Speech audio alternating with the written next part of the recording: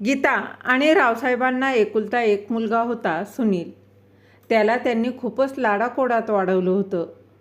सुनील मोठा झाल्यानंतर बेंगलोरला जॉब करत होता आणि त्याचे आईवडील गीता आणि रावसाहेब हे मात्र कोल्हापूरला गावी राहत होते. त्यांचा मुलगा सुनील आणि सून पूनम हे बेंगलोरला कामानिमित्त राहत होते. गीताताई सकाळी उठून देवपूजा करून रावसाहेबांसाठी तिने नाश्ता बनवला होता आणि ते दोघेही गार्डनमध्ये बसून दोघांनी नाश्ता केला. तेवढ्यातच त्यांच्या मुलाचा फोन आला आणि सकाळी सकाळी रावसाहेबांना सुनीलने फोन करून आनंदाची बातमी सांगितली की तुम्ही आजीबाबा होणार आहात. ही बातमी ऐकून दोघांनाही खूप आनंद झाला. गीताताई आपला मुलगा आणि सुनेनी सांगितलेल्या आनंदाच्या बातमीमुळे खूप खुश झाल्या होत्या. तेव्हा त्यांचे पती रावसाहेब म्हणाले होते, गीता, एवढीही खुश होऊ नकोस. अगं, दुरून डोंगर साजरे असतात. ज्या मुलाने तुला त्याच्या लग्नामध्ये आपली आठवण काढली नाही, आपली आठवणही केली नाही आणि आज तो तुला बोलावत आहे, तोही एकटीला. का बरं? त्या दोघांनी मला का बरं बोलवलं नाही? जाऊ देत, तसंही मला जरी त्यांनी बोलवलं असतं तरी माझी तिकडे जाण्याची अजिबात इच्छा नाही. रावसाहेब आणि गीताजींचा एक मुलगा सुनील, ज्याला त्यांनी चांगलं शिक्षण देऊन त्याचे व्यवस्थित पालनपोषण केलं होतं. तो इंजिनियर झाला होता आणि त्याला बँगलोरमधील एका नामांकित कंपनीत चांगल्या पोस्टवर नोकरी देखील मिळाली होती. सुनील आता लहान राहिलेला नव्हता, तो सक्षम झाला होता. त्यामुळे तो आपले निर्णय स्वतः घेऊ शकत होता. तिथेच त्याच्यासोबत कंपनीत नोकरी करत असणाऱ्या एका मुलीबरोबर त्याची मैत्री झाली आणि मैत्रीचं रूपांतर थोडेच हळूहळू प्रेमात झालं आणि त्याने आईवडिलांना न सांगता गुपचूप लग्न केलं होतं. आणि जेव्हा त्यांच्या लग्नाबद्दल घरी समजलं तेव्हा त्याच्या आईवडिलांनी आपल्या मुलाच्या आनंदामध्ये स्वतःचा आनंद शोधला. पण आईबाबांना एका गोष्टीचं खूप वाईट वाटत होतं आणि ते म्हणजे लग्नानंतर त्याने आईबाबांना साधा फोन करणं देखील सोडून दिलं होतं. आणि 2 वर्ष झाली होती, अगदी 2 वर्ष झाली तरी तो कोल्हापूरला आला नव्हता. जेव्हा आईवडील त्याला स्वतःहून फोन करून कधी येणार असं म्हणून विचारायचे तेव्हा तो काही ना काही बहाणा बनवायचा की आता सुट्टी मिळत नाही आहे, नंतर कधीतरी येईल वगैरे वगैरे. मग अचानक एके दिवशी सुनीलने फोन करून आपल्या आईला सांगितलं की आई, तू आता लवकरच आजी होणार आहेस, लवकरात लवकर बँगलोरला निघून ये असं सांगितलं. शेवटी कितीही झालं तरी आई तर आईच असते. ती खूप आनंदाने आपल्या मुलासाठी बँगलोरला गेली. तिथे जाऊन पाहिलं तर घरामध्ये सुनेचा दबदबा होता. पूनमला तिच्या सासरच्या लोकांनी आलेलं आवडत नव्हतं. ती सासू सासऱ्यांना परकं समजत होती. पण तिचे आईवडील जे बँगलोरमध्येच राहत होते त्यांचे आपल्या मुलीकडे सतत येणं जाणं चालूच असायचं. त्यामुळे हे तिला खूप चांगलं वाटायचं. पूनमला सासू सासरे नको, पण त्यांचा कमाऊ भेट जी आहे ती पाहिजे होती. कारण तो तिला कोऱ्या करकरीत नोटा द्यायचा आणि कधीच त्याने त्याचा हिशोबही तिच्याकडे कधी मागितला नाही. तसंही ती स्वतःसुद्धा कमवती होती, पण तिला तिच्या पैशांचा हिशोब कोणी विचारत नव्हतं. ती तिथे पैसे जास्त करून आपल्या माहेरच्या लोकांवर खर्च करायची. तिने आपल्या सासूला जणू काही मोलकरीण म्हणूनच आणलं होतं की तिला जेवायलाही व्यवस्थित देत नव्हती आणि मुलगाही तिच्या होला हो करत होता. मायेची मात्र भुकेने कायमच व्याकुळ असल्याचं तरी त्यांचा मुलगा आणि सून तिच्याकडे लक्ष देत नव्हती. असेच बरेच दिवस चाललं होतं. दिवसेंदिवस कमजोर होत चालल्या होत्या आणि 2 दिवसांपासून त्यांना त्यांच्या मुलाने आणि सुनेने त्यांना एकदाही ना जेवण विचारलं ना पाणी. त्यानंतर तेव्हा त्या दोघांना बाहेर जाताना त्यांनी पाहिलं आणि तेव्हा त्या आपल्या मुलाला आणि सुनेला खूप आवाज द्यायच्या. पण मुलाचे आणि सुनेचे काळीज जणू दगडाचं बनलं होतं. त्यांना ठाऊक होतं की आपण आईला 2 दिवस झालं अन्न पाणी दिलं नाही, तिला त्रास होत असेल तरीही ते तिच्याकडे दुर्लक्ष करायचे. गीताजींच्या ओरडण्याचा आवाज ऐकून त्यांच्या घरात काम करणाऱ्या गोपीचे काळीज हे मात्र फुटायचं. तो म्हणायचा, मॅडम प्लीज आईंना काहीतरी खायला द्या, नाहीतर जर तुमचे सासरे अचानक इथे आले आणि त्यांना ठाऊक झालं की तुम्ही आईंना त्रास देताय तर ते कोणालाही सोडणार नाहीत. असं बोलताच पूनमने गोपीच्या कानशिलात लगावली आणि म्हणाली, तुला किती वेळा सांगितलं आहे की तू फक्त तुझ्या कामाकडे लक्ष दे म्हणून. मरू देत त्या म्हातारीला, तिचं ते रोजचंच तेच काम आहे.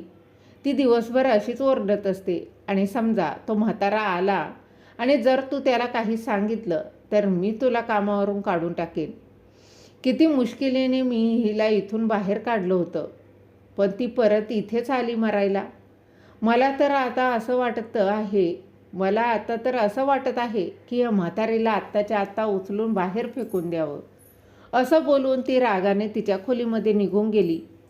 गोपीला मात्र गीताजींचा त्रास पाहावासा वाटत नव्हता आणि त्याने डायनिंग टेबलवर असलेले 2 ब्रेडचे स्लाइस गुपचूप घेतले आणि गीताजींना देण्यात गेला. तिथे जाऊन तो म्हणाला, आई हे पटकन खाऊन घ्या, तोपर्यंत मी तुमच्यासाठी पाणी घेऊन येतो. बिचाऱ्या गीताजी त्या ब्रेडच्या 2 तुकड्यांना पाहून त्याच्यावर तुटून पडल्या. पण अचानक पूनम तिथे आली आणि तिची नजर सासू खात असलेल्या ब्रेडच्या तुकड्यावर पडली.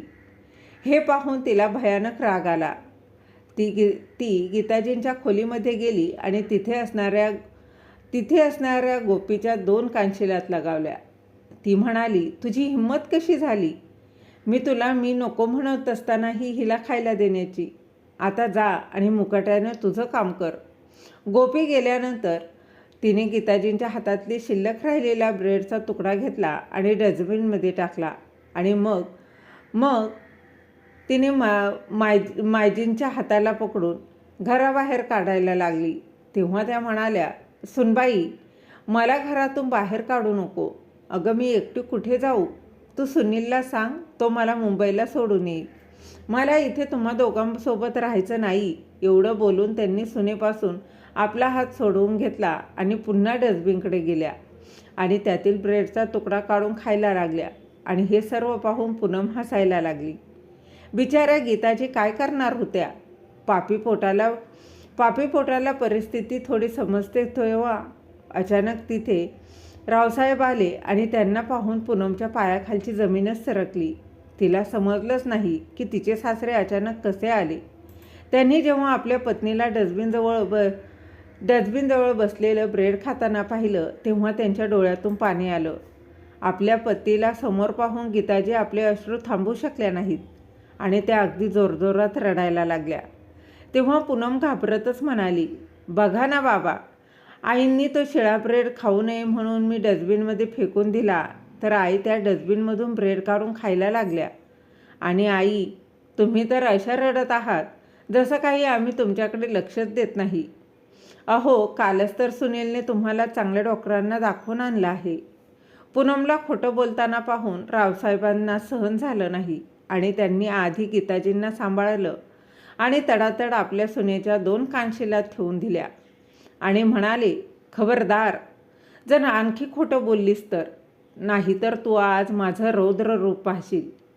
पूनम घाबरून एका बाजूला थांबली. तिला विश्वासच बसत नव्हता की हे थरथरणारे म्हातारे हात आज एवढ्या जोरामध्ये तिचे गाल लाल करतील. रावसाहेबांनी जमिनीवर बसलेल्या आपल्या पत्नीला उठवलं आणि त्यांच्या हातातून घाण झालेलं ब्रेड तुकडे फेकून दिले आणि हाताला धरून जवळच्या खुर्चीवर बसवलं. त्यांनी त्यांच्या बॅगमधून कलाकंदाचा डबा काढून दिला आणि म्हणाले, गीता, तुला कलाकंद आवडतो ना? तुला पाहिजे तेवढा खा. आज मी पाहतो तुला खाताना कोण अडवतं ते. तेव्हा पूनम हळू आवाजात बडबडली, म्हातारा बोलत तर असं आहे जसं काही येताना याने कोणता तरी खजिना लुटून आणला आहे. रावसाहेब बाजूच्या खुर्चीवर बसून हसत म्हणाले, बरोबर बोलत आहेस सुनबाई. तसंच काहीसं समज, कारण आता काही वेळातच जे वादळ येणार होतं त्याबद्दल मुलाला आणि सुनीला जराही कल्पना नव्हती. काही वेळाने त्यांचा मुलगा सुनील ऑफिसवरून घरी आला आणि वडिलांना पाहून तो सुद्धा चकित झाला, कारण आज ते न कळवताच अचानक आले होते. सुनील घाबरतच म्हणाला, बाबा तुम्ही कधी आलात? चला बरं झालं आता तुम्ही आलात. अहो अहो आई कधीपासून तुमच्याकडे जाण्याचा हट्ट करत होती.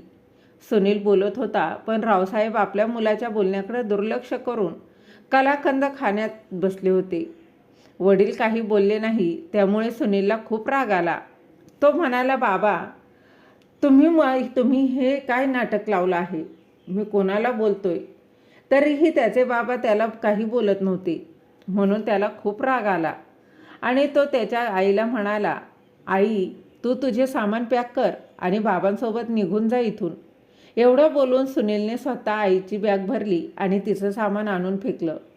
पूनम म्हणाली, बरोबर बोलत आहात तुम्ही. खूप त्रास दिला आहे या म्हातारीने. विचार केला होता की ही गेली तर आमच्या मागचा त्रास कायमचा दूर निघून जाईल, पण इथे तर तिला इकडं बोलावून आम्ही आमच्याच पायावर कुऱ्हाड मारून घेतली आहे. रावसाहेबांना मात्र आता अजून अपमान सहन झाला नाही आणि म्हणून त्यांनी पूनमच्या कांशीलात आणखी एक ठेवून दिली आणि म्हणाले, लाज वाटत नाही का तुला एका आईबद्दल असं बोलताना? सासूच्या ठिकाणी तुझी जर आई असती तर तिला असंच बोलली असतीस का? इथे शहरात येऊन वडीलधाऱ्या माणसांना कसं बोलायचं हे विसरलीस का? सुनील म्हणाला, बाबा ही काय पद्धत आहे? तुम्ही माझ्या बायकोवर हात कसा उचलू शकता? म्हातारपणात तुमच्या डोक्यावर परिणाम झाला आहे का? असं बोलताच रावसाहेबांनी मुलाच्याही कानशिलात ठेवून दिली आणि म्हणाले, एवढा वेळ तुझी बायको तुझ्या आईला कसंही बोलत होती तेव्हा तुझं तोंड शिवलं होतं का? आता तुझ्या बायकोची बाजू घेऊन लगेच आलास मला जाब विचारायला? खबरदार, यापुढे मला शहाणपणा शिकवण्याचा प्रयत्न जरी केलास तर. तू माझा बाप नाही तर मी तुझा बाप आहे, समजलं का? आणि अजूनही मी समर्थ आहे की माझ्या पत्नीला सांभाळायला, तिची काळजी घ्यायला. मी तिच्या आत्मसन्मानाची रक्षा करू शकेन. अरे म्हातारपण शरीराला आलं आहे, पण माझं डोकं अजूनही व्यवस्थित आहे. वडिलांचे असे भयानक रूप पाहून मुलगा आणि सून एका बाजूला जाऊन उभे राहिले. रावसाहेब पत्नीकडे पाहून म्हणाले, आज जर मला गोपीने फोन करून बँगलोरला बोलावलं नसतं तर माझ्या बायकोची काय अवस्था झाली असती? आणि गीताजी देखील हाच विचार करत होत्या, जर आज माझे पती आले नसते तर मी काही जिवंत राहिले नसते. रावसाहेब आणि गीताजी एकमेकांकडे पाहत होते. त्या दोघांचेही डोळे पाण्याने भरले होते. गीताजी मनात म्हणाल्या, त्यानंतर लताजी मनात म्हणाल्या, आईला असा त्रास देताना माझ्या मुलाला एकदाही काही कसं वाटलं नाही. रावसाहेब गीताजींना म्हणाले, मी आपल्या परतीचं तिकीटही बघतो. त्या म्हणाल्या, ठीक आहे. पण गीताजींच्या मनात खूप सारे विचार यायला लागले की किती मनापासून त्या आपल्या नातवंडाचं तोंड पाहण्यासाठी कोल्हापूरहून आल्या होत्या. पण सुनेने विचार न करता त्या हरून गेल्या आणि त्यांना सर्व काही आठवायला लागलं. सुनबाई, माझ्यासोबत असं वागू नकोस. मी तुझं काय बिघडवलं आहे? अगं मी तुला तुझ्या आईसारखे आहे. मग तू मला तुझ्या बाळाला हात का लावू देत नाहीस? अगं हा बाळावर माझा देखील अधिकार आहे. अगं तो माझा नातू आहे, आमच्या घराण्याचा वंश आहे. तुझा माझ्यावर विश्वास नाही का? मग असं असेल तर मग तू मला इथे का बोलावून घेतलंस? तसे तर तू माझ्याकडून तुझ्या बाळाची सर्व कामे करून घेतेस, पण मला माझ्याच नातवाला हातसुद्धा लावू देत नाहीस, असं का? त्यावर गीताजी आपल्या सुनेला पूनमला विचारतात तेव्हा पूनम म्हणते, खबरदार, तर माझ्या बाळाला तुमच्या घाणेरड्या हाताने स्पर्श करण्याचा प्रयत्न केला तर? तुम्हाला काय वाटलं की मी तुम्हाला इथे बँगलोरला फिरण्यासाठी बोलवलं आहे का? तुम्हाला इथे आणण्याचा माझा फक्त एकच हेतू होता की माझ्या डिलिव्हरीच्या वेळेस मला जास्त कामे करावी लागणार नाही आणि ना मला कोणत्या कामवालीला ठेवून देखील घ्यायचं नव्हतं. आणि तसंही मूल झाल्यानंतरही मला एका कामवालीची गरज पडणारच होती. त्यामुळेच तर मी तुम्हाला इथे बोलावलं. तुम्हाला काय वाटलं मी तुम्हाला इथे बँगलोरमध्ये फिरायला आणि तुझी सेवा करण्यासाठी बोलावून घेतलं आहे का? आता गीताजींचे सुनेच्या बोलण्याने थक्क होऊन ऐकत होत्या. सून म्हणाली, सासूबाई, तुम्ही दिवसाढवळ्या स्वप्न पाहत नाही आहेत ना? आता जा गुपचूप आणि स्वतःचं सामान पॅक करायला घ्या. मला आता तुमची इथे गरज काहीच वाटत नाही. गीताजी म्हणाल्या, सुनबाई, मला तर विश्वासच बसत नाही की तुझ्या अशा या स्वार्थी हेतूमध्ये माझा मुलगा देखील सामील होता. अगं, जरा विचार कर. तुम्हा लोकांमुळे मी माझ्या म्हाताऱ्या नवऱ्याला तिकडे कोल्हापुरामध्ये अगदी शेजारच्या लोकांच्या विश्वासावर सोडून आले आहे. मागच्या 3 महिन्यापासून कोणास ठाऊक त्यांची अवस्था कशी झाली असेल आणि ते स्वतःची कशी काळजी घेत असतील. मी तर इथे तुझी माझी मुलगी म्हणून समजून देखभाल करत होते, पण तुझ्या नजरेत तर लाज तर नाही, पण प्रेमसुद्धा नाही. तेवढ्यात पूनमने सासूचा हात पिळगळला आणि म्हणाली, काय म्हणलात? मला लाज नाही? अगं म्हातारे, जर तुला ते ह्या घराबाहेर काढलं ना, तर इथे कोणीही तुला विचारणारं नाही. कोणाच्या तरी गाडीखाली येऊन मरून जाशील. उलट माझे आभार मान. मी तुला माझ्या घरामध्ये ठेवून घेतलं होतं, पण आता मला तुझी काहीच गरज नाही. कारण आता माझी आई इथे बँगलोरला राहायला आली आहे. त्यामुळे मला या घरामध्ये कोणतेही आउटडेट नको आहे, कोणतंही सामान नको. आणि हो, तू तुझ्या लाडक्या मुलाबद्दल बोलत होतीस ना, तर हो, त्याला सर्व काही माहीत आहे. एक लक्षात ठेव, आता तो तुझा मुलगा नाही तर माझा नवरा आहे. त्यामुळे विसरून जा की तुझा कोणता तरी एक मुलगा होता. जा आता पटकन तुझे ते फाटके आणि जुने कपडे बांध आणि जायच्या तयारीला लाग. तेवढ्यात सुनील ऑफिसवरून परत आला आणि त्याला पाहून आता गीताजी त्याच्याकडे गेल्या आणि त्याच्या हाताला धरून म्हणाल्या, बेटा सुनील, बघ तुझी बायको काय बोलत आहे. ती म्हणते की माझा तुझ्या मुलावर काहीच अधिकार नाही. मी त्याला हातसुद्धा लावू शकत नाही. आणि ती म्हणते, हे सर्व तुला माहीत आहे आणि तू मला 2 दिवसामध्ये कोल्हापूरला पाठवणार आहेस का? सुनील आपल्या आईला दूर लोटत म्हणाला, आई काय करत आहेस? अगं, मी अजून घरात पायही ठेवला नाही की लगेच झाली तुझी किरकिर सुरू. अगं आई, तुझ्या घाणेरड्या हातांनी माझ्या कपड्यांना स्पर्श करू नकोस. हा खूप महागडा शर्ट आहे, माझा खराब होईल. आणि हे बघ, जर मी माझ्या कपड्यांची एवढी काळजी घेतो तर तू जरा विचार कर, माझा मुलगा तर दुधासारखा पांढरा आहे. मग आई, मला काय म्हणायचं आहे हे समजलं ना तुला? त्यामुळे तू माझ्या मुलापासून थोडं दूरच राहिली तर बरं होईल. आणि हो, तुझं कोल्हापूरला जाण्यासाठी परवाचं तिकीट काढलं आहे, त्यामुळे तुला परवा जावी लागेल. आणि हो, तिथे जाऊन बाबांबरोबर जाऊन कोणत्या तरी वृद्धाश्रमामध्ये राहण्याची व्यवस्था करून घे. कारण तिथले एवढं मोठं घर उगाच तुम्ही दोघांसाठी काय करायचं आहे?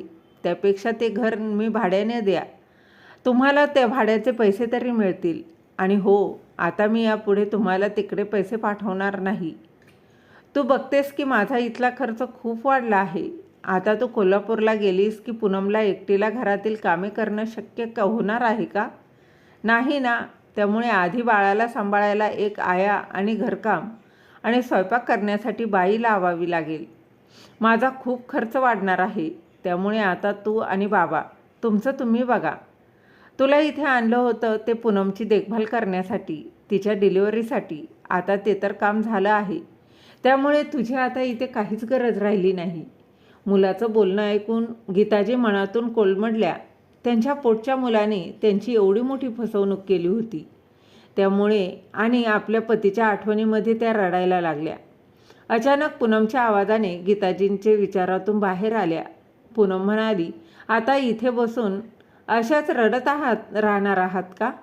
रात्रीचं जेवण कोण बनवणार आहे? हे बघा, पटकन जेवण बनवून मला भूक लागली आहे. बिचारे गीताजी लगेच स्वयंपाक खोलीमध्ये गेल्या आणि जेवण बनवायला लागल्या. सुनील पूनमला म्हणाला, पूनम, तू आईला खूपच त्रास देतेस असं वाटत नाही का तुला? अगं, याआधी मी तुला काही बोललो का? एक लक्षात असू दे, कोल्हापूरला आईबाबा राहत असलेले घर जवळजवळ 40 लाख रुपयांचं आहे. तू जर आईला असाच त्रास दिला तर कदाचित आईबाबा आपल्याला प्रॉपर्टीमधून बेदखल करू शकतील. त्यामुळे माझे ऐक, आईशी प्रेमानं वागण्याचा प्रयत्न कर. पूनम म्हणाली, सुनील, आज तर तू तुझ्या आईची बाजू घेऊन मला आहेस अरे, पण तुला माझ्यासोबत राहायचं आहे की तुझ्या आईसोबत? एक लक्षात ठेव, मी कसं वागायचं ते तू मला शिकवू नकोस. जर मी तुझ्या विरुद्ध कंप्लेंट केली तर तुला ठाऊक आहे तुझ्यासोबत काय होईल? त्यावर सुनील म्हणाला, तू वेडे आहेस का? तुला मी काय बोलतोय ते तरी कळतं का? अगं मी काय बोलतोय आणि तू त्याचा वेगळाच अर्थ काढतेस. सुनील पुढे म्हणाला, जर तुझे डोके काम करत नाही तर तुझ्या आईकडून सल्ला घे. त्यांना तर खूप जुन्या एक्सपिरियन्स आहे आणि त्यासुद्धा आपल्या माहेरची सर्व संपत्ती हडप करून बसल्या आहेत. पूनमने पटकन आपल्या आईला फोन लावला आणि सुनील काय बोलला ते सांगितलं. तेव्हा तिची आई म्हणाली, बाळ, जावई बापू अगदी बरोबर बोलत आहेत. तू आधी त्या म्हातारीला घोळात घे. तिची खोटी स्तुती कर. तिने बनवलेल्या जेवणाचं कौतुक कर. मी तर म्हणते तू तुझ्या सासूची हात जोडून माफी माग. अगं तिने तिकडे जाऊन त्या म्हाताऱ्याचे कान भरले तर मग अवघड होईल सगळं. आज तू बँगलोरमध्ये भाड्याच्या घरात राहत आहेस, पण उद्या तुला स्वतःचं घर घेताना पैशांची गरज लागली तेव्हा तू कोणापुढे हात पसरवणार आहेस? तेव्हा तुला तुमचे कोल्हापूरमधील घर विकून इकडे बँगलोरमध्ये घर घेऊ शकतेस. यावर पूनम म्हणाली, आई तू बरोबर बोलत आहेस. असं बोलून तिने फोन ठेवला आणि त्यानंतर पूनम स्वयंपाकघरामध्ये आपल्या सासूकडे गेली आणि म्हणाली, आई मला माफ करा. मी तुमच्याशी खूप उद्धटपणे वागले. कोणास ठाऊक पण हे मूल झाल्यानंतर माझ्या स्वभावामध्ये एवढा फरक का पडला आहे? आई तुम्ही बाहेर जाऊन बसा आणि बाळाकडे लक्ष द्या. राहिलेलं सर्व कामं मी करते. तुम्ही आराम करा. आता 2 दिवसानंतर तुम्ही जाणार आहात, तेव्हा मी तुम्हाला दुःखी करून पाठवणार नाही. गीताजींना सुनेच्या बोलण्याचं आश्चर्य वाटलं की जी सून मी इथे आल्यापासून माझ्यावर हुकूम गाजवत आली आहे, आज मला ती आराम करायला सांगते आहे. गीताजींना वाटलं की बहुतेक त्यांच्या मुलाने तिला समजावलं असेल आणि त्यामुळेच तर सुनेच्या स्वभावामध्ये एवढा मोठा बदल झाला. 2 दिवस पूनमने सासूला एकाही कामाला हात लावू दिला नाही. आता पूनम आपल्या बाळाला सासूकडे द्यायची. त्यामुळे गीताजी देखील मागचे सर्व काही विसरून आनंदी राहू लागल्या. एके दिवशी बाजारात गेल्यानंतर पूनम आपल्या सासूला म्हणाली, आई मला ऑफिसमध्ये अर्जंट बोलवलं आहे. तुम्ही असं करा, इथून तुम्ही रिक्षा पकडून तुम्ही तुमच्याच घरी जा आणि मी बाळाला गोपीजवळ देऊन आली आहे. त्यामुळे तुम्ही घरी जाऊन बाळाला सांभाळा. माझी मीटिंग आहे, नाही तर मी स्वतः तुम्हाला घरी सोडलं असतं. ही घ्या बॅग, ह्यात पैसे आहेत. रिक्षाने घरी जा. एवढं बोलून पूनम तिथून निघून गेली. गीताजींना तिथे सोडून पूनमने सुटकेचा निश्वास सोडला आणि म्हणाली, आता संध्याकाळी घरी गेल्यावर मला माझ्या मुलाला आधी चांगली अंघोळ घालावी लागेल, कारण सकाळपासून माझं बाळ त्या म्हातारीकडेच होतं आणि मलाही पार्लरला जावं लागेल, कारण तिने मलाही एकदाच टच केलं होतं. तिने मला अनेकदा टच केलं होतं. बरं झालं तिला एकटीला सोडलं. आता रस्त्यावर एकटी भटकत असेल. तिकडे गीताजी रिक्षाने जायचं होतं म्हणून पैसे वरती काढून ठेवण्यासाठी त्यांनी बॅग उघडून पाहिली तर त्यात काहीच नव्हतं. रिकामी बॅग पाहून त्या सुन्न झाल्या. त्यांच्या डोळ्यातून अश्रू वाहत होते. त्या पुन्हा तिथे येऊन बसल्या. त्यांना काही समजत नव्हतं की आता काय करावं. गीताजींना बाहेर जाऊन बरेच तास झाले होते. जेव्हा खूप रात्र झाली तेव्हा त्यांना खूप भीती वाटू लागली. तेव्हा एक भला माणूस त्यांच्याकडे आला आणि म्हणाला, आई काय झालं? मी मगाचपासून पाहतोय तुम्ही फक्त रडतच आहात. तेव्हा गीताजी म्हणाल्या, बाळा तू ह्या म्हातारीसाठी काही करू शकशील का? तो म्हणाला, हो आई बोला ना. बेटा तू मला माझ्या मुलाच्या घरापर्यंत सोडशील का? माझ्याकडे घरचा पत्ता आहे. तुझे खूप उपकार होतील. त्या माणसाने गीताजींना त्यांच्या मुलाच्या घरापर्यंत सोडवलं. तेव्हा गीताजींनी त्याच्या डोक्यावर हात ठेवून तुला उदंड आयुष्य लाभू दे असा आशीर्वाद दिला. संध्याकाळी जेव्हा मुलगा आणि सून कामावरून परतले तेव्हा गीताजींना घरी आलेलं पाहून दोघेही आश्चर्यचकित झाले. पूनम म्हणाली, आई तुम्ही खूप धीट आहात. बरोबर पुन्हा घरी परत आलात. मला वाटलं की कुठेतरी वेड्यासारख्या भटकत राहतील, पण तुम्ही तर आमचा पिच्छा काही सोडायचा नाही असंच ठरवलं दिसतंय. का गेल्या नाहीत तुम्ही? आम्हाला सुखाने जगू देणार आहात की नाही? तुम्हाला ठाऊक आहे का तुमच्यामुळे आम्हाला किती खर्च होत आहे? आता ना तुम्ही गप्प बसून राहा एका कोपऱ्यात. आणि मग त्या दिवसापासून सुनेने सासूवर अत्याचार करायला सुरुवात केली. काही दिवसानंतर मग गीताजी कोल्हापूरला पोहोचले.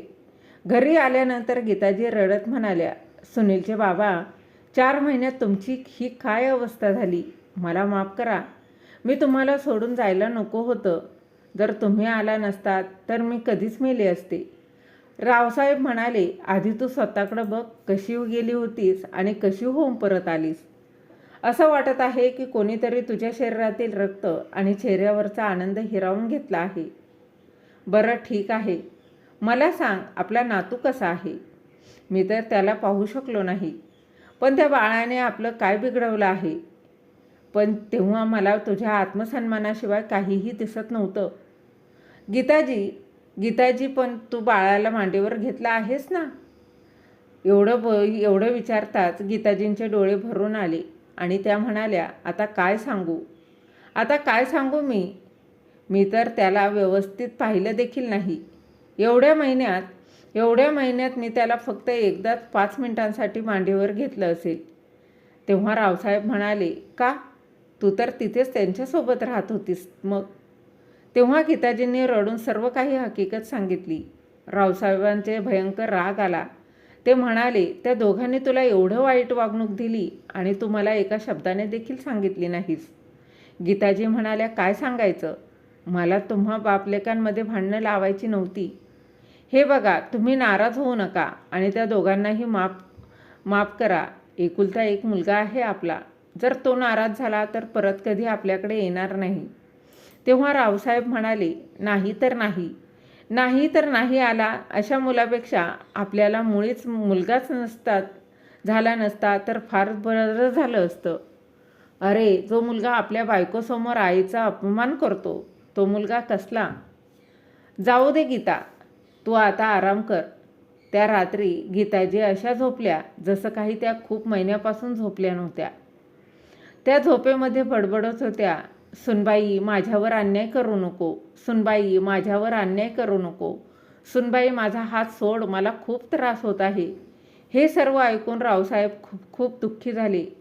असे दिवस करत होते आणि रावसाहेब वरून शांत दिसायचे, पण त्यांच्या मनामध्ये उठलेलं अंतर्द्वंद्व त्यांच्याशी ते लढत होते. एके दिवशी रस्त्याने जात असताना रावसाहेबांना त्यांचा मित्र भेटला आणि तो म्हणाला, रावसाहेब, सुनील कसा आहे? तेव्हा रावसाहेब म्हणाले, सुनील आता इथे येत नाही.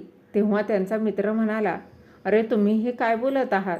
काल तर आमचा दीपकने सांगितलं की त्याच्या मित्राच्या लग्नाच्या पार्टीमध्ये सुनील आणि त्याची बायको, मुलगासुद्धा आले होते. रावसाहेब, आजकालच्या मुलांना काय झालं आहे?